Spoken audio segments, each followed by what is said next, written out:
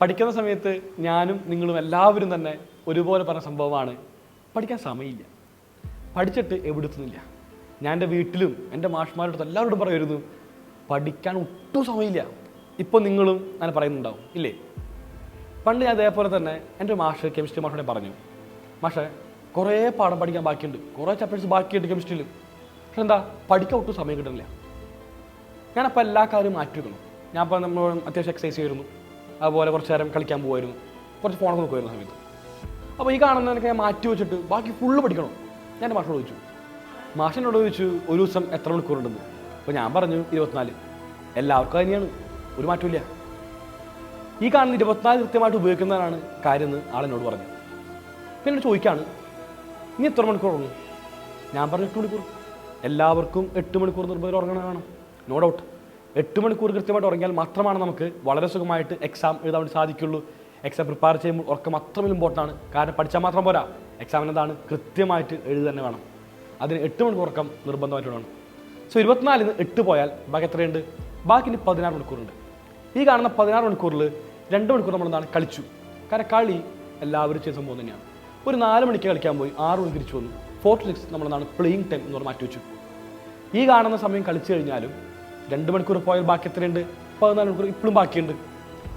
ബാക്കി 2 hours നമ്മൾ എന്ത് ചെയ്യുന്നു? നമ്മളിനി കുളിക്കാനും ഫുഡ് കഴിക്കാനും ഒക്കെ മാറ്റി വെച്ചു. ഈ കാണുന്ന 2 hours മാറ്റി വയ്ക്കുമ്പോൾ 14-ന് വീണ്ടും 2 പോകുന്നു, 12 hours വീണ്ടും ബാക്കിയുണ്ട്. ഇനി 2 മണിക്കൂർ നമ്മൾ എക്സസൈസ് ചെയ്യാനും അതുപോലെ തന്നെ കുറച്ച് മെഡിറ്റേഷനും ഇതെല്ലാം വേണ്ടി മാറ്റി വെച്ചു. കാരണം എക്സസൈസും ഈ സമയം കുറച്ച് ഇമ്പോർട്ടൻ്റ് തന്നെയാണ്, നോ ഡൗട്ടാണ്. കാരണം ശരീരം നമ്മൾ നോക്കണം, നല്ല ഫുഡ് കഴിച്ച് നല്ല രീതിക്ക് എക്സസൈസ് ചെയ്ത് നമ്മളാണ് ഈ നിമിഷം നിൽക്കുക തന്നെ വേണം. എന്നാലാണ് നമുക്കെന്ത് വളരെ ഹെൽത്തി ആയിട്ടിരുന്ന് എക്സാമിനേഷന് വേണ്ടി കൃത്യമായിട്ട് പഠിക്കാൻ വേണ്ടി സാധിക്കുള്ളൂ. 2 മണിക്കൂർ ഇതിന് മാറ്റി വെച്ചു. സോ ബാക്കി എത്രയുണ്ട്? 12-ന് 2 പോയി, ബാക്കി 10. ഈ പറയുന്ന 10 മണിക്കൂർ മതി പഠിക്കാൻ വേണ്ടി. ഈ പറയുന്ന 10 മണിക്കൂർ ഗംഭീരമായി ഉപയോഗിക്കുകയാണെങ്കിൽ വളരെ സുഖമായിട്ട് നിങ്ങൾക്ക് എല്ലാ സിലബസും പഠിച്ചെടുക്കാൻ വേണ്ടി സാധിക്കുന്നതായിരിക്കും. ഒരു ദിവസം 10 ആണെങ്കിൽ 10 ദിവസം പറയുമ്പോൾ അത് 100 മണിക്കൂറായി മാറി. ഒരു ചാപ്റ്റർ നമ്മൾ 2 മണിക്കൂർ ചിലവഴിക്കുകയാണെങ്കിൽ ഒരു ദിവസം നമുക്ക് വളരെ സുഖമായിട്ട് 5 പാഠം പഠിക്കാൻ വേണ്ടി സാധിക്കും. അങ്ങനെ 10 ദിവസം പറയുകയാണെങ്കിൽ 50 പാഠം വളരെ സുഖമായിട്ട് തീരുന്നതായിരിക്കും. ഇങ്ങനെ പഠിക്കേണ്ടത്. ഇത്രമേൽ സുഖമായിട്ട് പഠിക്കുമ്പോൾ വളരെ സുഖമായിട്ട് തന്നെ നമുക്ക് എക്സാമിനകത്ത് മാർക്ക് സ്കോർ ചെയ്യാൻ വേണ്ടി സാധിക്കുകയും ചെയ്യും. ഇപ്പോൾ എല്ലാ പാഠവും എന്തായാലും എല്ലാവരും പഠിച്ചെഴുതിക്കില്ല, കുറച്ച് പാഠം എന്തായാലും പഠിച്ചിട്ടുണ്ടാവും. ഈ പറയുന്ന കുറച്ച് പാഠം പഠിച്ച് അത് വീണ്ടും റിവൈസ് ചെയ്യാനും കുറച്ച് പാഠം പഠിക്കാത്തുണ്ടാവും. ആ കാണുന്ന പഠിക്കാത്ത പാഠം വീണ്ടും പഠിക്കാനും നമുക്ക് എന്താണ് നല്ല സമയമാണ് ഇപ്പോൾ ഉള്ളത്. ഈ കാണുന്ന സമയം ഉപയോഗിക്കുക മാത്രമാണ് നിങ്ങൾ ചെയ്യേണ്ടത്. ഇങ്ങനെ പറഞ്ഞപ്പോൾ ഇതെൻ്റെ ജീവിതത്തിൽ ഒരു തിരിച്ചറിവായി എനിക്കുണ്ടായിരുന്നത്.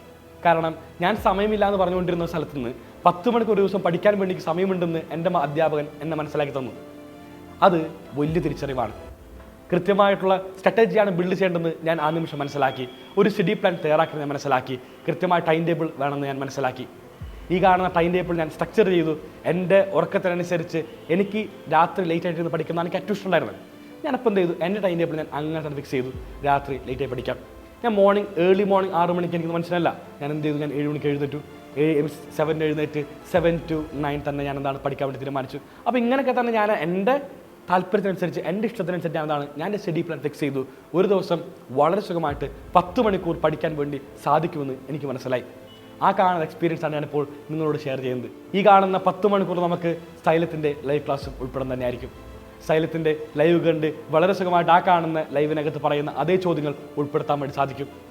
അപ്പോൾ അത്രമേൽ പാഠങ്ങൾ നമുക്ക് വളരെ സുഖമായിട്ട് ഈ കാണുന്ന സമയത്തിനകത്ത് പഠിച്ചെടുക്കാൻ വേണ്ടി സാധിക്കുന്നു ആയിരിക്കും. മക്കളെ, നമുക്ക് ഒന്നിച്ച് പഠിക്കാം, ഒന്നിച്ച് തന്നെ ഫുൾ മാർക്കിലേക്ക് നടന്നീങ്ങാം. എക്കാലവും നിങ്ങളോടൊപ്പം ഞങ്ങളുണ്ടാകും. Signing off Afnas K from Xylem learning.